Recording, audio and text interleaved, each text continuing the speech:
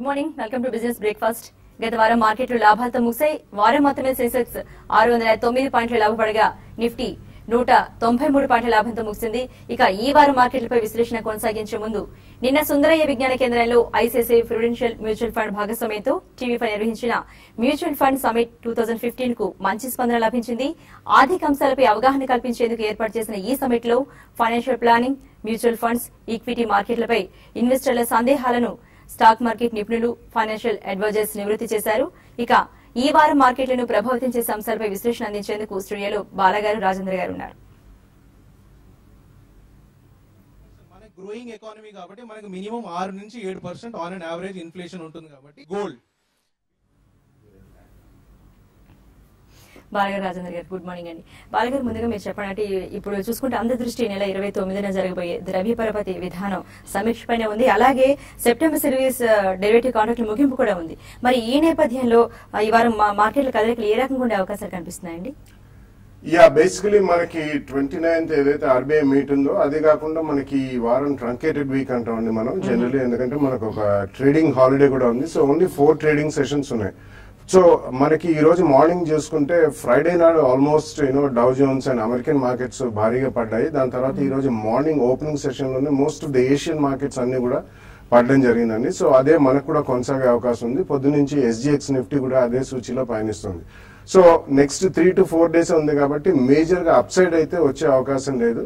Plus మనకి RBI meet లో 25 basis points ఉంటుందా, 50 basis points కట్ ఉంటుందా, అంటే 0.5% or 1/4% కట్ ఉంటుందని చాలా మంది ఊహిస్తున్నారు. ఎస్పెషల్లీ 1/4% కట్ ఉంటుందని చాలా మంది చాలా పాజిటివ్ గానే ఉన్నారు.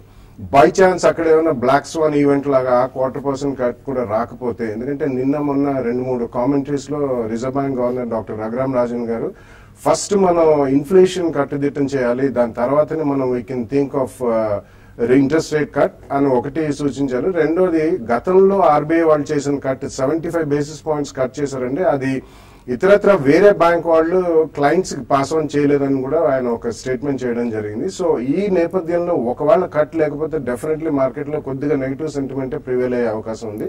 సో కొద్దిగా మార్కెట్ ఇంకా రియాక్ట్ అయ్యే అవకాశం ఉంది. But overall next 2 to 3 days కూడా major positive news domestic are even international ఏది లేదు కాబట్టి ఐ థింక్ ఒక రేంజ్ బౌండ్ ఉండే అవకాశం ఉంది. స్వల్పంగా ఈ రోజు కాస్త నెగిటివ్ గానే క్లోజ్ అయ్యే అవకాశం ఉంది. But post September quarter results మనకు ఒక ట్రెజెక్టరీ అంటూ ఫామ్ అయ్యే అవకాశం కనిపిస్తుందండి. ఈ లోపల మాత్రం consolidation to slightly sell on rise market లోనే మనం ఉన్నామని చెప్పుకోవచ్చు. ఓకే రాజేంద్ర గారు, బాలగారు అంటారు ఇవాళ స్వల్పంగా అంటే కాస్త నెగిటివ్ గా క్లోజ్ అయ్యే అవకాశాలు కనిపిస్తాయి అంటారు. మరి ఈ వారం మొత్తంగా చూసుకుంటే శుక్రవారం బక్రీద్, మరి వారం మొత్తంలో 4 రోజులే ఉంటుంది కదా, మరి టెక్నికల్ గా మీ వారం మార్కెట్లు ఎలా ఉంటాయంటారు? ఐ థింక్ ట్రేడింగ్ ప్యాటర్న్స్ చూస్తే కనుక మనకి ఫ్రైడే రోజు ఒక gravestone doji bar form అవటం చూసామండి. సో దీని ఇండికేషన్ ఏంటంటే ప్రాబబ్లీ ఒక టాప్ అనేది మనం ఫామ్ అయినట్టు కనిపిస్తుంది చార్ట్స్ పరంగా. సో మనకి లాస్ట్ టైం కూడా మనం చూసాం 8091 నుంచి మార్కెట్ రియాక్ట్ అవడం చూసాం. అండ్ ఫ్రైడే రోజు కూడా 8055 హై అచీవ్ అయ్యి ప్రాబ్లీ 7980 దగ్గర క్లోజ్ అవడం చూసాం.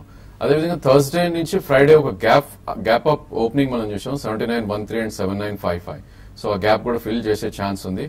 బట్ మనకి 7845 అనేది 20-day moving average. So market ఆ లెవెల్ కూడా టెస్ట్ చేసే అవకాశం ఉంది. So all in all probably ఒక ట్రేడింగ్ జోన్ గా మనం పరిగణించవచ్చు. ఈ స్టేజ్ లో మేబీ 3-day లో ఏదైతే ఉందో 7799 అంటే 7800 అండ్ 8055 రేంజ్ లో ట్రేడ్ అయ్యే అవకాశం ఉంది. సో యాక్చువల్లీ ఈ రోజు గ్యాప్ డౌన్ ఒకటి డెఫినెట్లీ మనకి సింగపూర్ నిఫ్టీ ఇండికేట్ చేస్తుంది. సో ఆ గ్యాప్ ఫిల్ అయినప్పటికీ ప్రాబబ్లీ 2-day లో ఏదైతే ఉందో 7853. సో అక్కడ స్టాప్ లాస్ పెట్టుకుని మేబీ లాంగ్ పొజిషన్స్ కొద్దిగా కాషియస్ గా తీసుకోవచ్చు అని చెప్పొచ్చు. అదేవిధంగా బ్యాంక్ నిఫ్టీ చూస్తే కనుక మనకి ఫ్రైడే గ్యాప్ అప్ చూసాం మనం 17,156 అండ్ 17,015. సో ఈ గ్యాప్ ఫిల్ చేసే అవకాశం ఉంది. సో ఈ గ్యాప్ ఫిల్ చేసినప్పుడు ప్రాబ్లీ లాంగ్ పొజిషన్స్ తీసుకోవచ్చు అని చెప్పొచ్చు. మేబీ బై ఆన్ డిక్లైన్స్ గా మనం పరిగణించవచ్చు. బ్యాంక్ నిఫ్టీ 16,801 ఏదైతే 20-day మూవింగ్ యావరేజ్ ఉందో అక్కడ దాకా డౌన్ సైడ్ వచ్చే ఛాన్స్ ఉంది. సో 2 to 3 ప్రైస్ పాయింట్స్ లో మనం లాంగ్ పొజిషన్స్ తీసుకుంటే మేబీ మార్కెట్ రికవర్ అవుతే నెక్స్ట్ ఛాన్స్ మనకి 17,800 దాకా అప్ సైడ్ వెళ్లే అవకాశం ఉంది. సో డెఫినెట్లీ లాంగ్ పొజిషన్స్ ఇప్పుడు తీసుకోమని చెప్తున్నాను. రైట్ అండి, హైదరాబాద్ నుంచి శాస్త్రి గారు. శాస్త్రి గారు గుడ్ మార్నింగ్ అండి. గుడ్ మార్నింగ్, చెప్పండి. చెప్పండి. State bank of India ICICI bank ఇప్పుడు అక్యుములేట్ చేయొచ్చా అండి ఫర్ 6 months హోల్డింగ్? 6 months కోసం అంటే ప్రాబ్లీ కొద్దిగా కాషియస్ గా ఉండాలండి. ఈ స్టాక్స్ కొద్దిగా లాస్ట్ 1 week గా మంచి పుల్ బ్యాక్ వచ్చినప్పటికీ కొద్దిగా డౌన్ ట్రెండ్ లోనే ఉంది స్టాక్. సో డెఫినెట్లీ 260 అనేది మనకు ఒక గట్టి రెసిస్టెన్స్ జోన్ గా చెప్పుకోవచ్చు. అరౌండ్ 240 కరెంట్ మార్కెట్ ప్రైస్ ఉంది. బేసికలీ 6 months అంటున్నారు కాబట్టి మీరు 2 price points లో మీరు అటెంప్ట్ చేయొచ్చు. మేబీ 240లో 50% అండ్ 220 వస్తే 50%. అదేవిధంగా మనకి 200-day మూవింగ్ యావరేజ్ ఏదైతే 280 ఉందో అక్కడ మీరు ప్రాఫిట్స్ బుక్ చేసుకోవాలి. ఐసిఐసిఐ బ్యాంక్ ఐ థింక్ ఈ షుడ్ అవాయిడ్ అండి, కొద్దిగా వీక్ గా ట్రేడ్ అవుతున్న స్టాక్ ప్రైవేట్ బ్యాంక్ స్పేస్ లో. సో దీని బదులు ప్రాబ్లీ మీరు యాక్సిస్ బ్యాంక్ 2 price points లో అటెంప్ట్ చేయండి. మేబీ యాక్సిస్ బ్యాంక్ కూడా 10 to 12% విత్ ఇన్ 6 months వచ్చే అవకాశం ఉంది. ఓకే, గుంటూరు నుంచి అండి మల్లికార్జున్ గారు, గుడ్ మార్నింగ్ అండి. హలో మల్లికార్జున్ గారు చెప్పండి, వినిపిస్తోంది. ఎస్ఆర్స్ 162 బై 500 షేర్స్ ఏంటండి ఒకసారి స్టాక్ పేరు చెప్పండి. అర్థమైంది. ఓకే, కాల్ కట్ అయింది. యా, ఎస్కార్ట్స్ చూస్తే కనుక లాస్ట్ 3 months నుంచి ఒక అప్ ట్రెండ్ లో ట్రేడ్ అవుతాం చూసామండి స్టాక్. మనం 100 రూపీస్ నుంచి ఆల్మోస్ట్ 180 రూపీస్ హై వెళ్ళటం చూసాం. సో అప్ ట్రెండ్ లో ఉన్న స్టాక్ కాబట్టి మీరు హోల్డ్ చేయండి. మేబీ మార్కెట్ కరెక్ట్ అయ్యి అరౌండ్ 145, 140 వస్తే కనుక ఇంకా యాడ్ చేయాలని చెప్పొచ్చు. అండ్ 130 రూపీస్ స్టాప్ లాస్ పెట్టండి.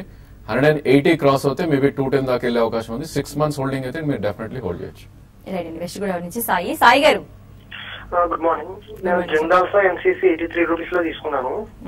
6 to 8 months హోల్డ్ చేయగలను. ఏం చేయమంటారు?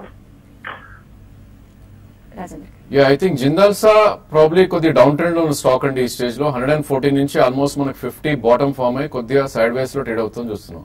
సో 6 months to 1 year అంటున్నారు కాబట్టి ప్రాబ్లీ 200-day మూవింగ్ యావరేజ్ కిందే ట్రేడ్ అవుతుంది. సో 72 and 74 ఈ మధ్యలోకి వస్తే కనుక మీరు జిందాల్సా ప్రాఫిట్ బుక్ చేసుకోండి. అదేవిధంగా ఎన్సీసీ కొద్దిగా వీక్ గా ట్రేడ్ అవుతున్న స్టాక్ ఈ స్టేజ్ లో.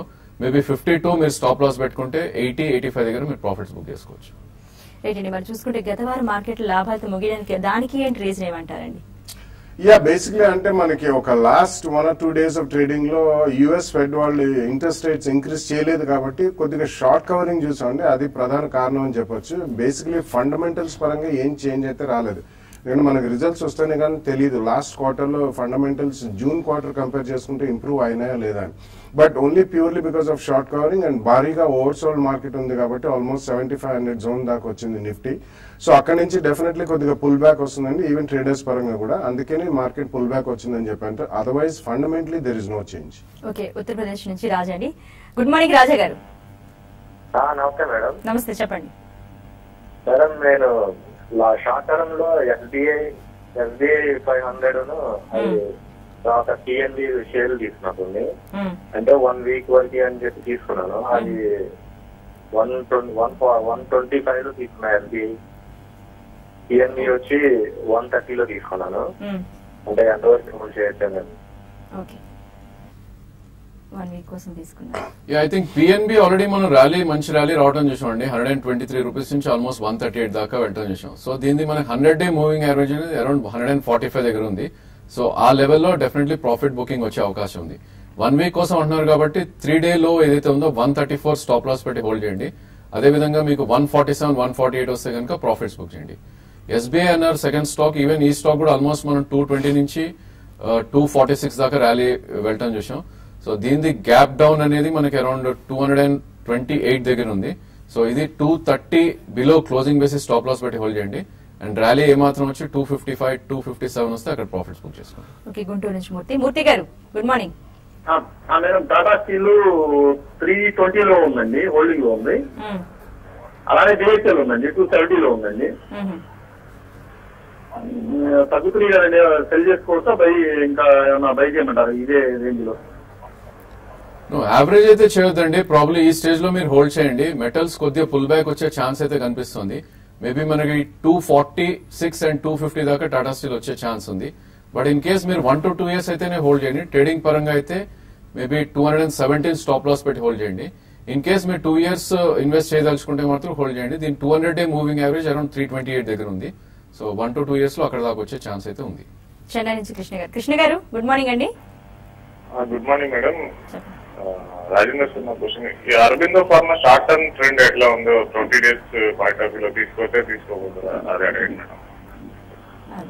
Short term trend definitely week ఉందనే చెప్పొచ్చండి. మేబీ మనకు 20-day మూవింగ్ యావరేజ్ కింద ట్రేడ్ అయినంత కాలం కొద్ది వీక్నెస్ కనిపిస్తుంది స్టాక్ లో.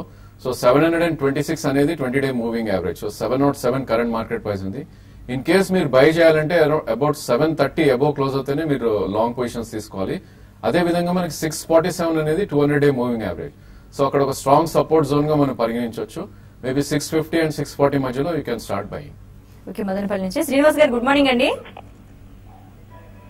శ్రీనివాస్ గారు చెప్పండి మేడం. చెప్పండి, వింటున్నారు బాలయ్య గారు, రాజేంద్ర గారు, మీ డౌట్ ఏంటి అడగండి. నేను మదనపల్లి నుంచి మాట్లాడుతాను మేడం. నేను ఇప్పుడే బిగినర్ ఇన్వెస్టర్, 1 year పాటు స్టాక్స్ హోల్డ్ చేయాలనుకుంటున్నాను. దేనిలో ఇన్వెస్ట్ చేయాలని? బేసికలీ మీకు డైరెక్ట్ స్టాక్స్ లో గతంలో అవగాహన లేకపోతే, అంత అండర్స్టాండింగ్ మార్కెట్ లేకపోతే మ్యూచువల్ ఫండ్స్ ద్వారా వెళ్ళండి. Even mutual funds reasonably market correct అయింది కాబట్టి ఎస్ఐపి అంటారండి. ఎస్ఐపి ద్వారా మంత్లీ పెట్టచ్చు. లేదు 1 year అంటున్నారు కాబట్టి 1 to 1.5 year కి ప్రాబ్లీ నెక్స్ట్ 3 months 1/3 3 పోర్షన్స్ లో మీరు మ్యూచువల్ ఫండ్స్ లో ఇన్వెస్ట్ చేయండి. ఒకవేళ అవగాహన ఉంటే డైరెక్ట్లీ మార్కెట్ లో పెట్టచ్చండి. అందులో probably go with the front line stocks, especially pharmaceuticals లో మేబీ సన్ ఫార్మా, క్యాడిలా, డాక్టర్ రెడ్డి, ఇటువంటివండి. ఇన్ఫర్మేషన్ టెక్నాలజీలో you can go still with Infosys, అంటే రీజనబుల్లీ కన్సాలిడేట్ అవుతుంది మేబీ అరౌండ్ 1000 to 1100 జోన్ లో. సో అటువంటి స్టాక్స్ కొనుక్కోవచ్చు. ఈవెన్ అశోక్ లీలాండ్ ఒకటి, భారత్ ఫోర్జ్, ఇటువంటివి కూడా on declines, maybe about 10 to 15% decline. You can even buy that. Post 29th and September quarter results అయిన తర్వాత మీరు కొద్దిగా బ్యాంకింగ్ అండ్ ఫైనాన్షియల్ రంగంలో అండ్ హౌసింగ్ ఫైనాన్స్ కంపెనీస్ లో ఎక్స్పోజర్ తీసుకోవచ్చు. ఓకే అండి, బాలయ్య రాజేంద్ర గారు, ఈ ప్రోగ్రామ్ కంటిన్యూ చేసి షార్ట్ బ్రేక్ తీసుకుందామండి. ఇప్పుడు షార్ట్ బ్రేక్.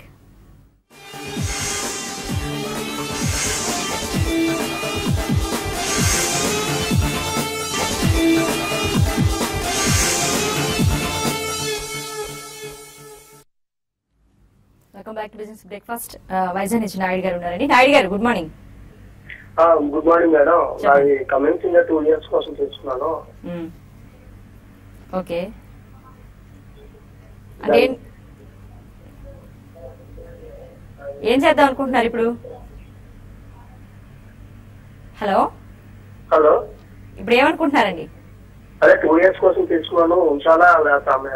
ఓకే, 2 years గురించి తీసుకున్నారు. It's a very good company and it's one of the leaders definitely high and generating systems and things like that. Commence not only in India అండి, even world wide కూడా it's one of the top companies. And going forward మనకి defence orders కూడా బాగా materialise అవుతాయి, especially navy and air force దగ్గర నుంచి.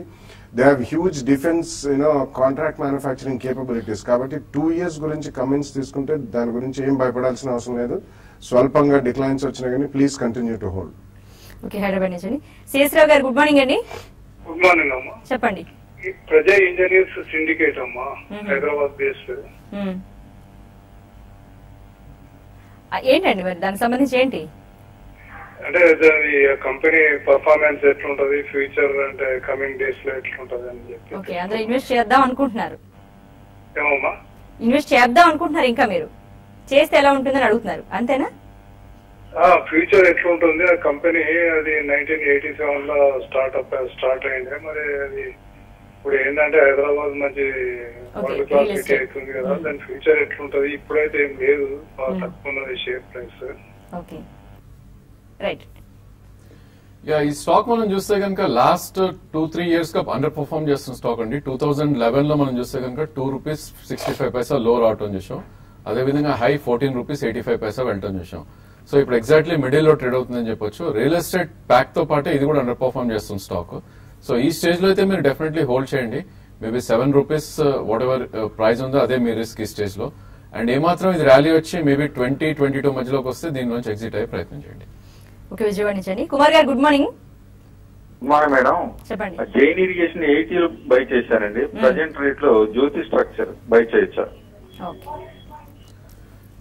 No, I don't think so అండి. జ్యోతి structures I think you should avoid for some more time. ఎందుకంటే recently ఒక చాలా హెవీ లాస్ కూడా పోస్ట్ చేశారు వాళ్ళు క్వార్టర్లీ రిజల్ట్స్ లో. And definitely compare to other transmission and distribution sector లో maybe KEC international, Kalpataru power ఇటువంటివన్నీ కూడా చాలా స్ట్రాంగ్ గా ఉన్నాయి.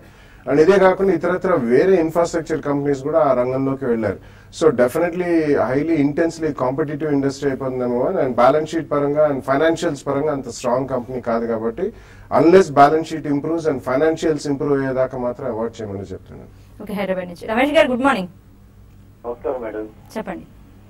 మేడం నమస్కారం అండి. నమస్తే అండి, చెప్పండి.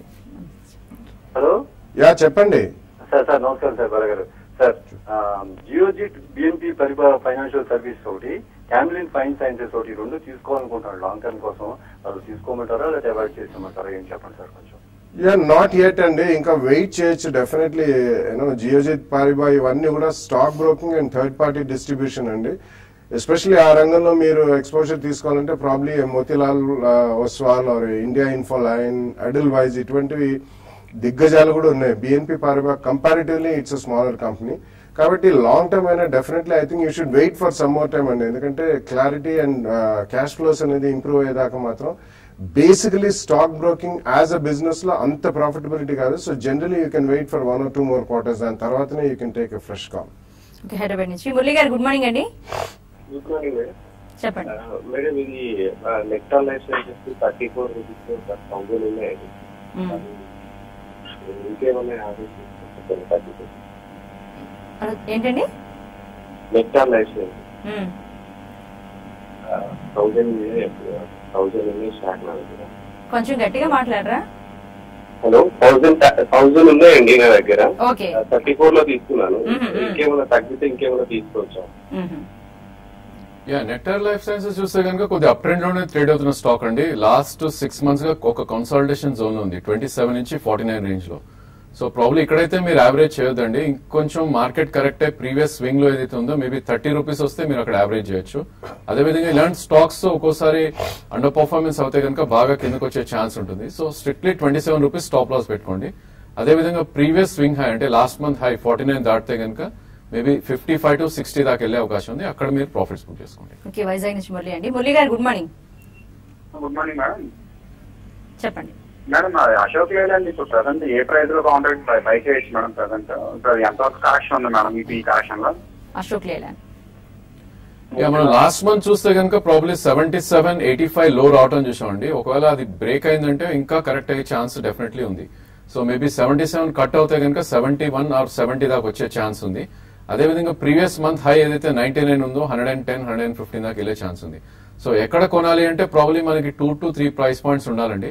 బేసికలీ మార్కెట్ పడుతుందని మనం చెప్పలేము ఎగ్జాక్ట్లీ. కాబట్టి మేబీ ఇక్కడ ఫస్ట్ ప్రైస్ పాయింట్ గా 1/3 మీరు తీసుకోవచ్చు. అదేవిధంగా ఒక 5% కరెక్షన్ లో సెకండ్ ప్రైస్ పాయింట్ గా అక్కడ మీరు తీసుకోవచ్చు.